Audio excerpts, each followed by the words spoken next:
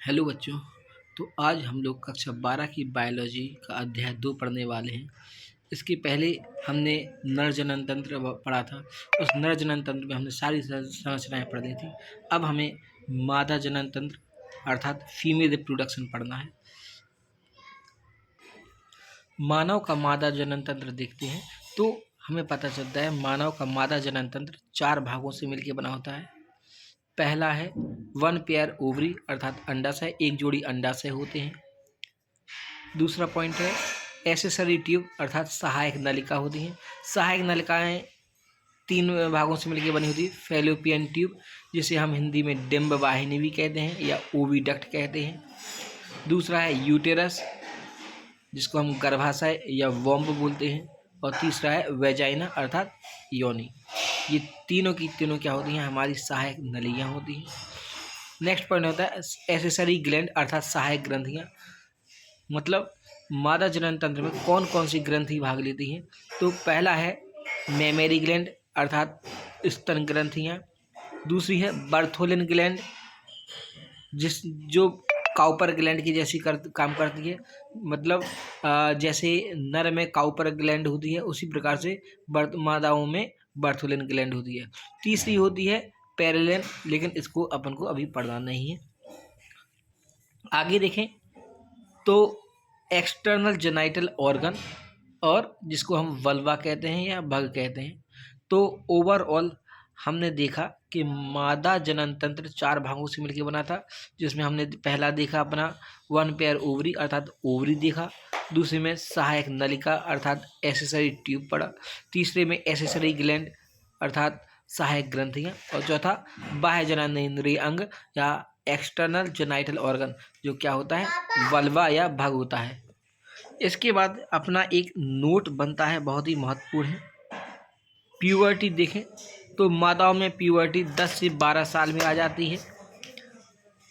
जब प्यूबर्टी आती है तो फीमेल की बॉडी में एक साइकिल स्टार्ट होता है, जिसको मेनस्ट्रुअल साइकिल कहते हैं। जब ये मेनस्ट्रुअल साइकिल स्टार्ट होता है तब इस कंडीशन को मेनार्क बोलते हैं।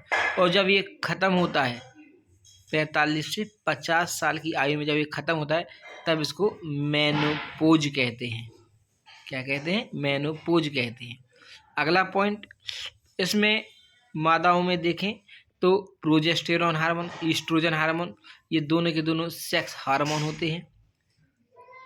और लास्ट पॉइंट, ओवरी अर्थात अंडाशय से ओवम या अंड निकलता है। मासिक चक्र अर्थात मेंस्ट्रुअल साइकिल के 14वें दिन पे ये अंडा बाहर निकलता है, जिसे हम ओव्यूलेशन या अंडोत्सर्ग कहते हैं। क्या कहते हैं? अंडोत्सर्ग।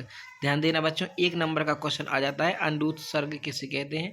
तो सीधा सीधा बताएंगे जब ओवरी से 14वें दिन पे जब ओवा या ओवम या अंड बाहर निकलता है, जिससे हम क्या कहते हैं? अंडोत्सर्ग।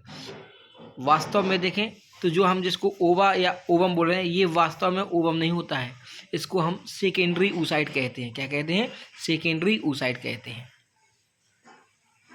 तो आइए देखें मादा जनन तंत्र का सबसे पहला भाग ओवरी, जिसको अंडाशय कहते हैं, इसके बारे में पढ़ रहे हैं। इसको पढ़ने से पहले अगर ये वीडियो आपको अच्छा लगता है तो प्लीज़ सब्सक्राइब करें, शेयर करें और ज़्यादा से ज़्यादा कमेंट करें। अगर वीडियो में कोई प्रॉब्लम होती है तो कमेंट करके आप बता सकते हैं, उन आपके क्वेश्चंस को सॉल्व किया जाएगा। तो आइए देखते हैं ओवरी या अंडाशय। हमने इसके बारे में पहले ही देखा है कि ओवरी फीमेल की बॉडी में 1 पेयर होती है। ओवरी फीमेल में प्राइमरी सेक्स ऑर्गन होता है। पहला पॉइंट है ओवरी क्या है? फीमेल या मादाओं का प्राथमिक सेक्स ऑर्गन होता है। क्या होता है? प्राथमिक सेक्स ऑर्गन होता है। ये एक जोड़ी होते हैं, एलिमेंट शेप अर्थात बादाम के आकार के होते हैं। 2 से 4 सेंटीमीटर लंबा होता है, वाइट कलर का होता है, चौड़ाई 2 सेंटीमीटर होती है और इसका व्यास देखें तो 0.8 सेंटीमीटर इसका व्यास होता है। नेक्स्ट पॉइंट देखते हैं। ये जो ओवरी या अंडाशय होता है, ये मादा में एब्डोमिनल कैविटी के नीचे पेल्विक अर्थात कूल्हे के ऊपर किडनी के नीचे उपस्थित होती है। नेक्स्ट पॉइंट है ओवरी एक लंबी नली की सहायता से गर्भाशय से जुड़ी रहती है। जिस लंबी नली से जुड़ी रहती है उस नली को हम क्या बोलते हैं, फैलोपियन ट्यूब कहते हैं। क्या कहते हैं, फैलोपियन ट्यूब। नेक्स्ट पॉइंट बनता है ओवरी से कुछ लेगामेंट निकले रहते हैं जिसको हम ओवेरियन लेगामेंट कहते हैं। ये ओवेरियन लेगामेंट यूट्रस या बच्चेदानी से जुड़ी रहती है। यहाँ पे जो लेगामेंट होते हैं, दो प्रकार के लेगामेंट होते हैं। एक तो होता है ओवेरियन लेगामेंट जो ओवरी के पास उपस्थित होता है। दूसरा होता है ब्रॉड लेगामेंट जो ओवरी के बाद, ये जो पीला पीला पार्ट दिखाई दे रहा है ये पूरा का पूरा क्या होता है, ओवेरियन लेगामेंट होता है। यहाँ पे नेक्स्ट पॉइंट बनता है अपना ब्रॉड लेगामेंट ओवरी के चारों ओर एक डबल लेयर का निर्माण करता है जिसे क्या कहते हैं, मीजोवेरियन कहते हैं। क्या कहते हैं, मीजोवेरियन।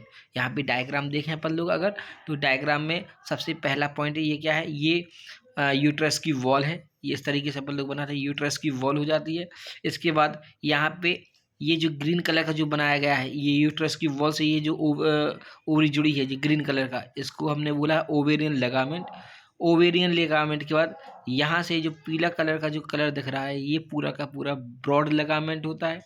इसके बाद ये हमारी फैलोपियन ट्यूब होती है।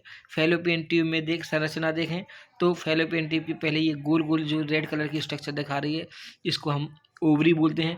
ओवरी के जस्ट ऊपर हमने देखा एक डबल लेयर की मेम्ब्रेन होती है जिसको हम मीजोवेरियन मेम्ब्रेन कहते हैं या मीजोवेरियम लेयर कहते हैं। इसके बाद ये फिंगर लाइक स्ट्रक्चर होती है जिसको हम फिम्बरी कहते हैं।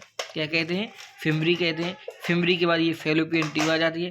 फैलोपियन ट्यूब को हम 3 भागों में बांटते हैं। एक हिस्सा ये होता है, दूसरा हिस्सा ये होता है और तीसरा हिस्सा ये होता है।